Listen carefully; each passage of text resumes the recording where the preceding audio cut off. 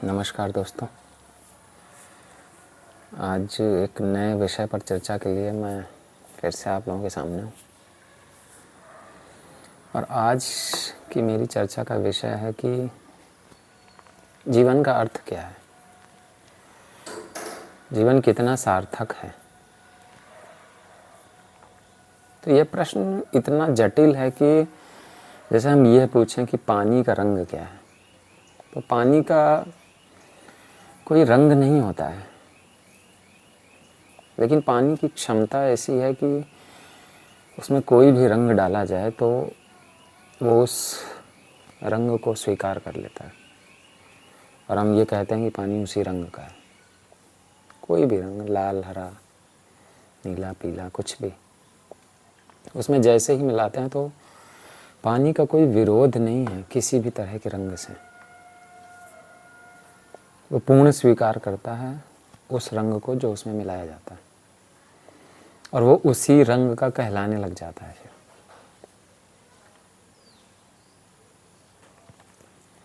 हमारा जीवन भी कुछ कुछ पानी के जैसा ही है, रंगहीन, अर्थहीन।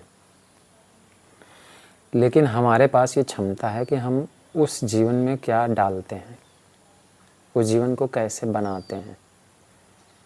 ये हमारी क्षमता है, हर किसी की क्षमता।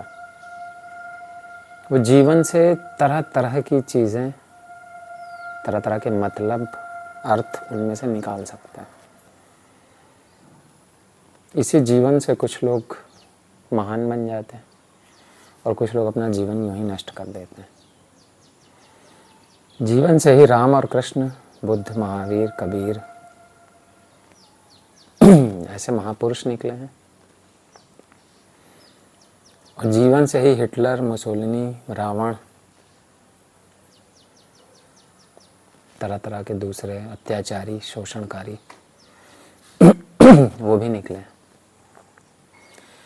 जीवन एक तरह से मिट्टी के जैसा है।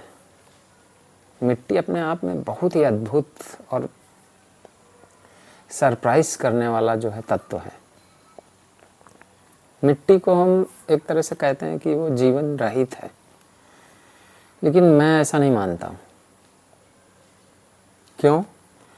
क्योंकि जैसे ही हम मिट्टी में कोई बीज बोते हैं, कोई भी बीज, तो मिट्टी उसे अंकुरित करने के लिए अपना पूरा जीवन उसमें उड़ेल देती है। एक बीज मिट्टी से कैसे उर्वरा शक्ति प्राप्त करता है, वो कैसे फल फूल, तरह तरह की फसलें, अनाज वो कैसे उगाता है। एक बीज ही तो बोया जाता है, परंतु मिट्टी उसमें अपना पूरा जीवन उड़ेल देती है। और इस तरह से हमें तरह तरह की फसलें,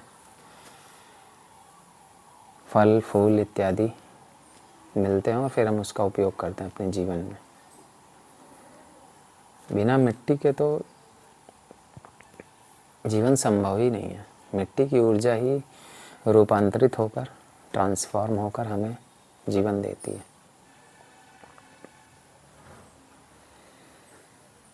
तो मिट्टी का भी कोई बीज, किसी भी तरह के बीज से कोई विरोध नहीं है। मिट्टी में मिर्च बोई जाए तो वो मिर्च उगा देती है, 1000 गुना करके उगाती है। मिट्टी में वहीं आम और सेब, अमरूद, केला कुछ भी बोते हैं तो वो उससे उगाती है 1000 गुना करके। मिट्टी का काम है आप 1000 गुना करके चीज़ों को वापस दे देना, जो भी बीज उसमें बोए जाए। हमारा जीवन भी कुछ कुछ ऐसा ही है। हम जैसे गुण अपने जीवन में डालेंगे, जैसा आचार व्यवहार, हम जीवन को जैसा उसमें ढालेंगे, जीवन हमें 1000 गुना करके वापस देगा।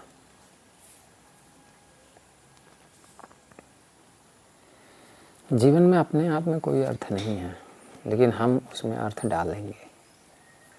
जीवन ऐसा है जैसा कोरी किताब, बिल्कुल साफ सुथरी, जिसमें कुछ न लिखा हो।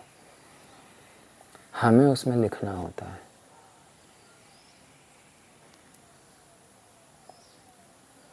हमें उसमें अर्थ डालने होते हैं। हम चाहें तो उसमें गाली कटु शब्द लिख लें, हम चाहें तो उसमें गीत संगीत और भजन लिख सकते हैं। ये हमारे ऊपर है कि हम उसमें क्या लिखना चाहते हैं। जीवन ऐसा है जैसे कोरा कैनवास। जब एक चित्रकार चित्र बनाता है तो वो उस पर तरह तरह के उस कैनवास पे रंग छिड़कता है, रंग डालता है और फिर एक अद्भुत आकृति, एक अद्भुत चित्र तैयार हो जाता है। वो उस चित्रकार की कृति होता है, वो खुद उसने ही उसे बनाया होता है। हमारा जीवन हमारी ही अलग अलग कार्यों की श्रृंखला है और उन कार्यों को हम ही कर रहे होते हैं। हमारा जीवन हमारा ही निर्मित किया हुआ एक कार्यों की श्रृंखला है। इसका अर्थ कहीं कोई बाहर से नहीं दे सकता।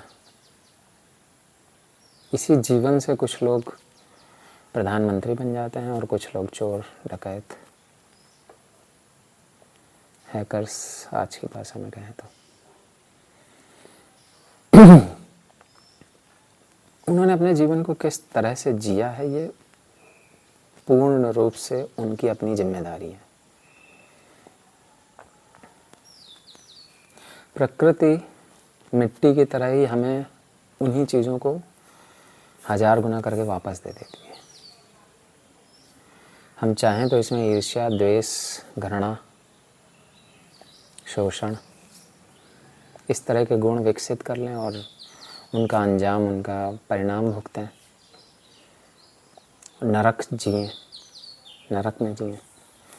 चाहे हम इनमें प्रेम, करुणा, सहृदयता, परोपकार की भावना इनको बोएं, इनके अनुसार चलें तो जीवन को स्वर्ग निर्मित कर लें। तो हमें स्वर्ग बनाना है या नरक? हमें प्रेमपूर्ण तरीके से जीवन को जीना है या ईर्ष्या और घृणा से? ये हमारे ऊपर निर्भर है पूरी तरह से। कहने का मतलब है कि जीवन की सार्थकता जो है वो व्यक्ति ही स्वयं तय करेगा कि कैसे वो जीवन को जीना चाहता है। दूसरे लोग आपको गाइड कर सकते हैं, आपको थोड़ा बहुत हिंट दे सकते हैं बस, लेकिन जीवन आपकी अपनी ही कृति है। ये जैसा मैंने कहा कि कोरी किताब है, आपको ही उसमें कुछ ना कुछ लिखना होता है। कहते हैं सूफियों की जो धर्म ग्रंथ है वो कोरी किताब है। बहुत ही अद्भुत धर्म होगा ये, या विचारधारा होगी जिन्होंने अपने धर्म ग्रंथ को कोरी किताब जैसा चुना। और ये जीवन के काफ़ी करीब है ये मसला। सभी धर्मों में किताब हैं, कुछ धर्म ग्रंथ हैं, उनमें कुछ ना कुछ लिखा है, शब्द हैं, लेकिन मौन जो जीवन का सत्य है, जो अर्थ है, मुझे लगता है वो सूफियों ने बड़ा ही अच्छे तरीके से उसे किताब के रूप में बनाया है। और वो कोरी किताब है जो मौन को दर्शाती है। और यही शायद जीवन का अर्थ है, कोरा होना, कुछ न लिखा होना, क्योंकि हमें उसमें कुछ ना कुछ लिखना होता है, हमें जीवन को अर्थ देना होता है। यही उसकी सार्थकता है। मौन, कोरा होना ही जीवन की सार्थकता है। बताइएगा वीडियो आप लोगों को कैसा लगा। धन्यवाद।